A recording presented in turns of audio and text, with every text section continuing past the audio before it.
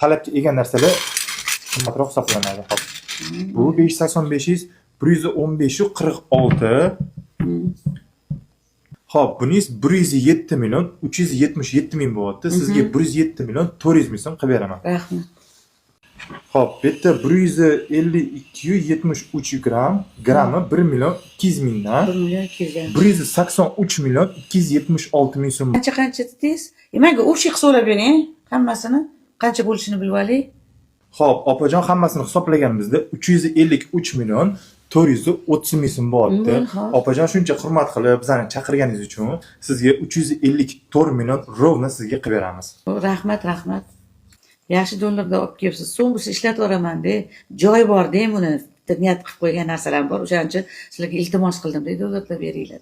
O'zi opa sizga shunaqa qilib berdik, lekin hech kim unaqa qilmaymiz, chunki faqat so'mda biz pul beramiz. Rahmat.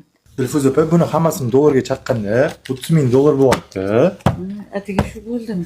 Dilfuz opa bilan ham o'ylab ko'ring, atak yetadi hammasi. Ayo. O'zi qariligimga bitta qoldi. Bo'ladi. Niyatim bor edi, bir narsa olish o'shani qo'shib chatib olaylik. Men chaqirdim sizlarni. Yo, rahmat, zo'r anaqa qildinglar. Chunki ko'rib bilib sizlarni tanladim-da, yaxshi rozi bo'linglar sizlar ham.